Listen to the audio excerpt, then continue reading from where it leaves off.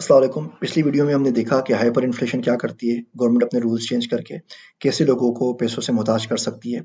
हमने एग्जांपल्स देखी इंडिया की और वेनेजुएला की कि इन लोगों ने अपने मुल्कों के अंदर क्या किया। इसी बात को आगे बढ़ाते हैं और आपको एक रिसेंट एग्जांपल देते हैं हाइती की, जहाँ पे 2010 के अंदर अर्थक्वेक आया। अर्थक्वेक आया तो पूरी दुनिया इनकी इमदाद के लिए पहुंची, अक़वाम मुत्तहिदा भी पहुंचे। अब होता ये था कि अब लोगों को अगर राशन या ग़िज़ा देनी है, तो वो आप हेलीकॉप्टर से नीचे नहीं फेंक सकते। नीचे क्योंकि मुल्क में ज़िलज़ला आ गया था, तो तमाम का जो ट्रांसपोर्टेशन, रेलवे का जो सिस्टम था, ट्रांसपोर्टेशन नेटवर्क था, वो पूरा तबाह हो चुका था। इसका मतलब आप एक जगह से दूसरी जगह तक नहीं जा सकते थे। तो गवर्नमेंट ने क्या किया, गवर्नमेंट ने तमाम जो राइस वगैरह थे, वो किसी स्टोर हाउस के अंदर स्टोर कर दिए और उसके बदले पर्चियाँ लोगों को डिस्ट्रीब्यूट करना शुरू कर दी। मिसाल के तौर पर जहाज से जाके वो सारी पर्चियाँ फेंक देंगे और पर्ची का मतलब ये होगा कि इसके बदले में आपको 1 किलो आटा, 1 किलो चावल, दालें, घी, फला-फला चीज़ें मिल जाएँगी। विदिन 24 आवर्स वो जो कागज़ी नोट फेंके गए थे हेलीकॉप्टर से, या जो अक़वाम मुत्तहिदा ने या एड एजेंसीज़ ने लोगों को दिए थे, विदिन 24 आवर्स 24 घंटों के अंदर-अंदर वो करेंसी के तौर पे पूरे हाइती में इस्तेमाल होना शुरू हो गए। क्यों? लोगों को उसकी वैल्यू पता थी। लोगों को पता था कि कूपन, ये कागज़ का टुकड़ा अगर मैं फलाँ स्टोर हाउस में दूँगा, इसके बदले इतने चावल, इतनी फलाँ चीज़ मिल जाएगी। तो अगर उसको चावल नहीं चाहिए थे, तो किसी शख्स को वो देके उसके बदले सिगरेट, जो भी यहाँ चीज़ें उसको चाहिए थी, वो लेने लग जाता था। ये कंसेप्ट आपको इसलिए बता रहा हूँ कि आप देखें किस तरीके से कागज़ का एक टुकड़ा, जिसके पीछे कोई गोल्ड की बैकिंग नहीं है, जिसके पीछे कोई गवर्नमेंट की बैकिंग नहीं है, जो सिर्फ़ और सिर्फ़ टेम्परेरी एक सिचुएशन में यूज़ हो रहा है, करेंसी के तौर पे इस्तेमाल होने लग गया। क्यों? क्योंकि लोगों को पता है इसके पीछे कोई वैल्यू है और लोगों का उसके ऊपर एतमाद था। एतमाद, लोगों का ट्रस्ट, पीपल्स ट्रस्ट वो वाहिद चीज़ है जो आपको करेंसी को सक्सेसफुल बनाने के लिए चाहिए होती है। इसके अलावा क्या है, आप देखिए ऑस्ट्रेलिया ने रिसेंटली अपने कॉइन्स निकाले। ये बड़े कॉइन्स होते हैं जो बड़े इंटरेस्टिंग टाइप के होते हैं। इन कॉइन्स को गवर्नमेंट कभी-कभी निकालती है, 100 कॉइन प्रिंट कर लेती है और बोलती है कॉइन $50,000 का है, लाख डॉलर का है, और लोग उसको लेके रख लेते हैं। अब जिसने लेके रखा है, ज़ाहिर बात है उसने उसकी इतनी वैल्यू दी है और इन कॉइन्स की बाकायदा एक वैल्यू होती है। ऐसे जो सेरेमोनियल कॉइन्स होते हैं, पाकिस्तान भी निकालता है, अमेरिका भी निकालता है। आप ऑस्ट्रेलिया को सर्च कर लें, ऑस्ट्रेलिया ने बहुत सारे कॉइन्स निकाले हैं। आप पाकिस्तान की जेलों में कभी अगर चले जाएँ, तो आपको पता है वहाँ पे करेंसी के तौर पे क्या यूज़ होता है? सिगरेट। जेल में बहुत सारे लोग ऐसे आते हैं जो जराइम पेशा होते हैं। जराइम पेशा लोगों के अंदर बहुत सारी बुरी आदतें होती हैं। उसमें से एक आदत ये भी होती है कि उनको नशे की या उनको सिगरेट पीने की आदत होती है। अब सिगरेट तो जेल में मिलती नहीं है, अब क्या करें? तो से लोग क्या करते हैं, लोग जेलों का एक खातेदार होता है, लोग जाते हैं अपने प्यारों को जेल में करेंसी दे देते हैं। अब करेंसी तो आप जेल के अंदर रख नहीं सकते। पाकिस्तानी लॉ के मुताबिक कोई भी कैदी और दुनिया भर के अंदर कोई भी कैदी अपने पास कैश नहीं रख सकता।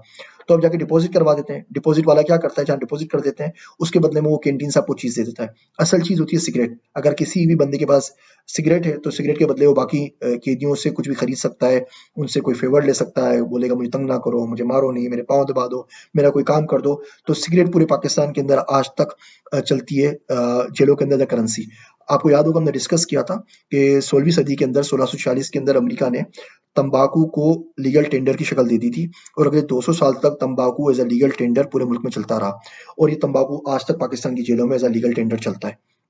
आपकी स्कूल कैंटीन में आप बच्चों को जमा कराते हैं, बच्चे आपके जाते हैं, तो आप क्या करते हैं, स्कूल कैंटीन में आप कुछ पैसे जमा करवा देते हैं, उसके अगेंस्ट वो आपके बच्चों को कोई नंबर अलॉट कर देते हैं।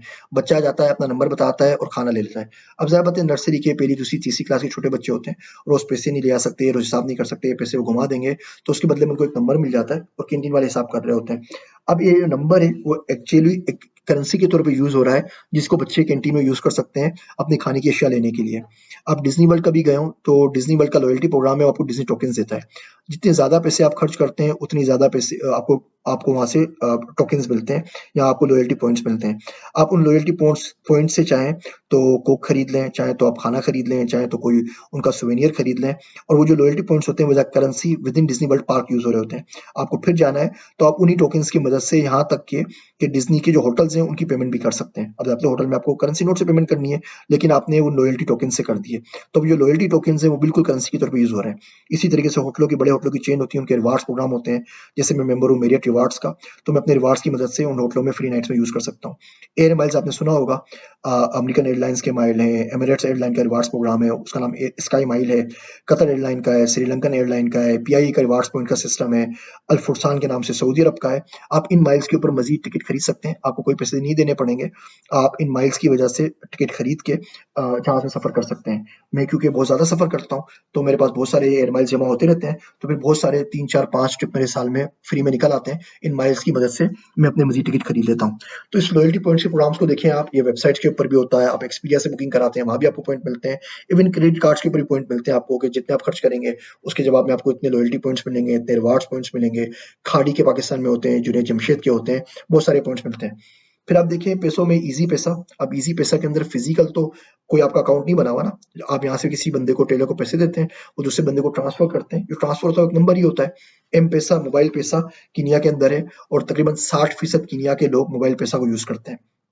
जबकि आप इसको कंपेयर करें तो कीनिया के अंदर सिर्फ 30% लोग हैं जिनका बैंक में अकाउंट है और सिर्फ 7% ऐसे लोग हैं जो कि एटीएम को यूज करते हैं। सेम हाल पाकिस्तान में भी होगा। पाकिस्तान में मेरे ख्याल से 2 या 3% लोग हैं जिनका बैंक अकाउंट है, लेकिन इजी पैसा अगर देखें आप तो 50% से ऊपर पॉपुलेशन है जो इजी पैसा को यूज कर रही है। कहने का मकसद ये है कि जो मनी है, जो पैसा है, मुसलसल इवॉल्व हो रहा है और जितना ये आगे जा रहा है, जितना ये इवॉल्व हो रहा है, इसके नए नए तरीके आ रहे हैं और हमारे पास कोई तरीका नहीं है इन चीज़ों से बचने का, और हमारे पास कोई तरीका नहीं है कि इनको मना कर दें और आँखें और कान बंद करके बैठ जाएँ और सोचेंगे कुछ भी नहीं होगा। जो चीज़ आ रही है, जो सोसाइटी एडॉप्ट कर रही है, वो आके ही रहेगा और आपके पास राह फ़रार इससे मुमकिन नहीं है। मज़ीद क्या हो रहा है, 2008 के अंदर सतोशी नकामोटो ने पेपर पब्लिश किया बिटकॉइन के ऊपर, जिसको हम आगे जाके डिटेल में देखेंगे। 2009 के अंदर पहली बिटकॉइन ट्रांज़ैक्शन हुई, जिसकी मदद से 2 पिज़्ज़ा खरीदे गए। आपको हैरत की बात बताऊँ, जब क्रेडिट कार्ड्स आए थे और जब क्रेडिट कार्ड से जो पहली ट्रांज़ैक्शन हुई थी, उसपे भी पिज़्ज़ा ही खरीदा गया था। 2014 के अंदर एप्पल पे आ गया और इस वक़्त 40% से ऊपर बिज़नेस हैं अमेरिका के अंदर जो कि एप्पल पे को यूज़ कर रहे हैं और 2015 के अंदर सैकड़ों के हिसाब से क्रिप्टो करेंसीज़ मार्केट के अंदर आ गई। तो ये हमने छोटा-सा हिस्ट्री ऑफ मनी को पढ़ा है और उम्मीद है आपको बातें समझ में आ रही होंगी। इसको मज़ीद कंक्लूड करते हैं अगली वीडियो के अंदर।